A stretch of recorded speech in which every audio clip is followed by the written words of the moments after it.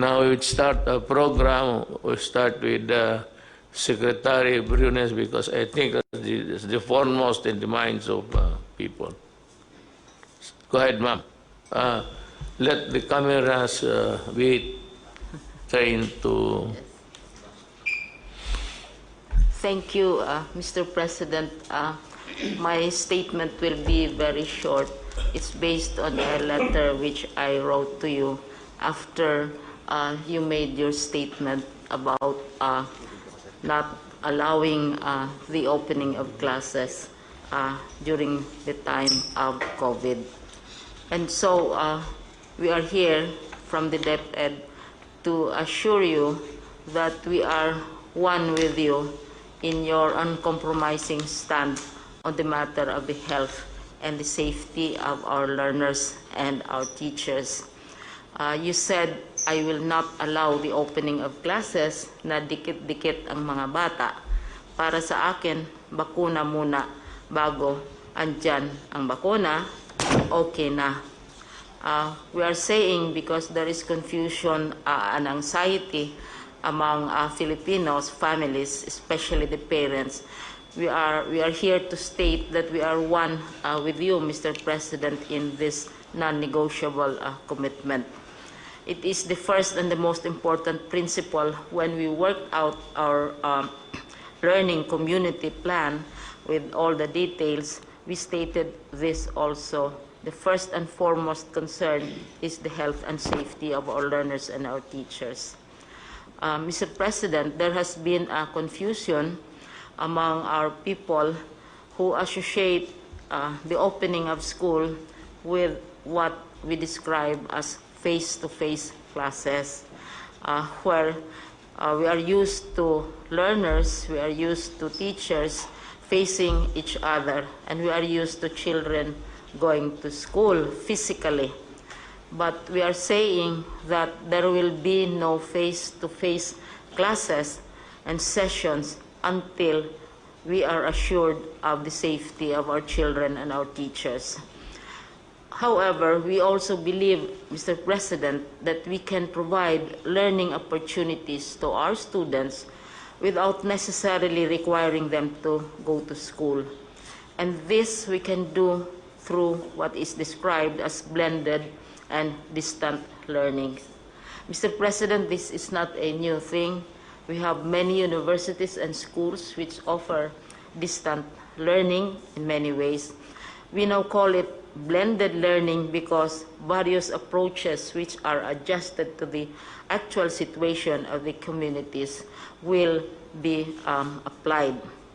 But these are all, Mr. President, consistent with your preference that we should not be physically sending our children to school until it is safe to do so. What is the so-called blending or learning modalities? Because right now, there is a bill which is filed in Congress on this.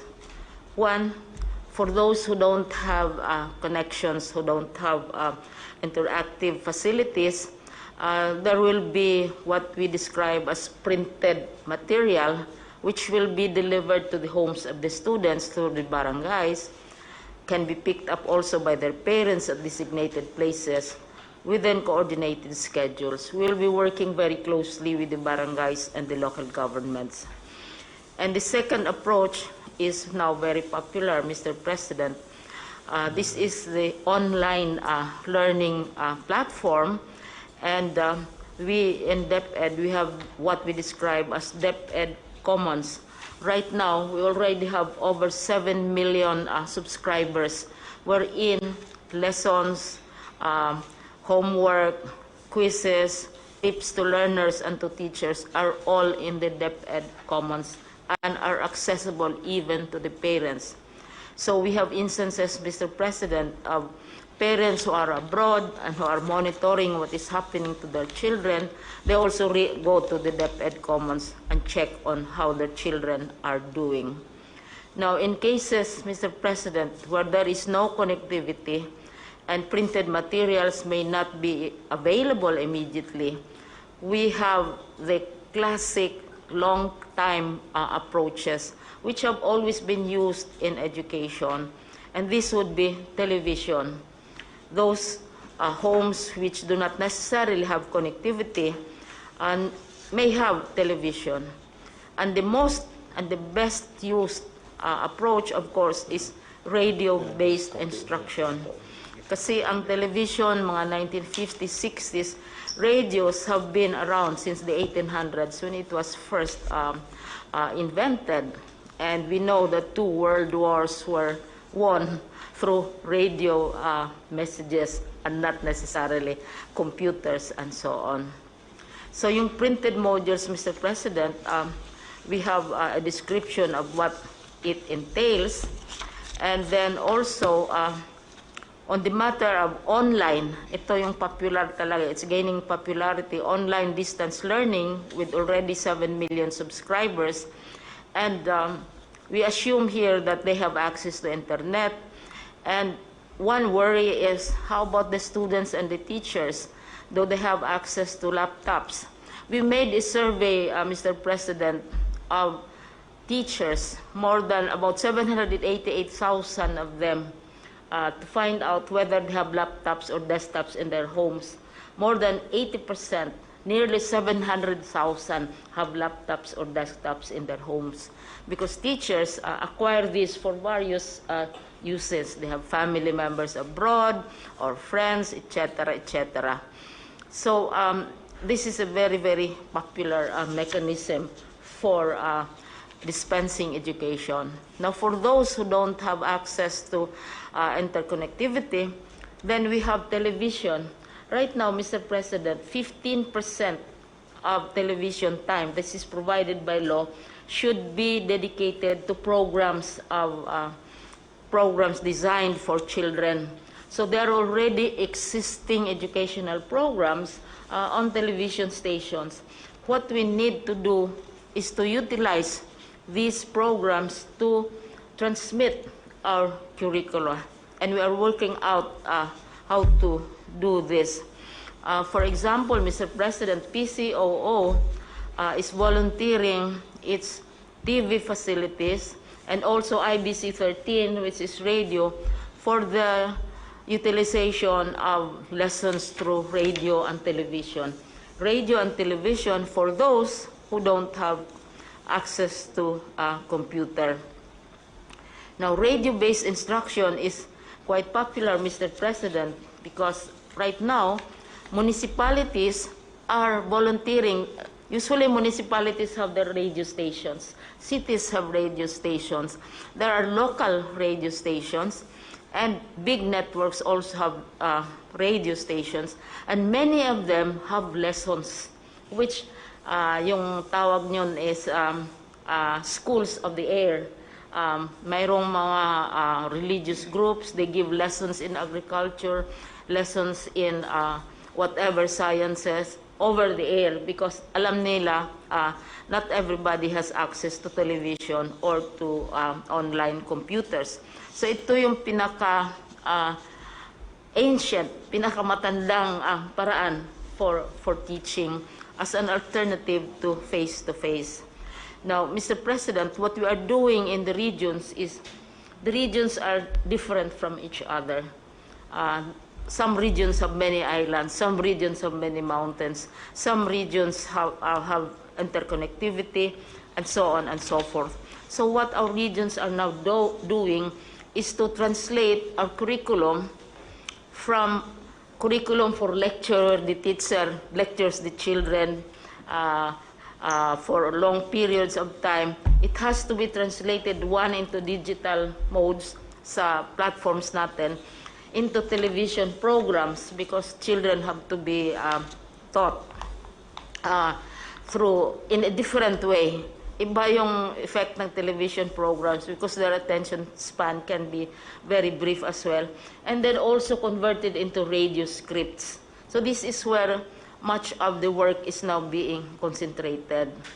What we are saying, Mr. President, is that we fully and completely support your stand that our children should not be exposed to the dangers of COVID-19 physically, but we are also offering opportunities for them to continue their studies and their learnings.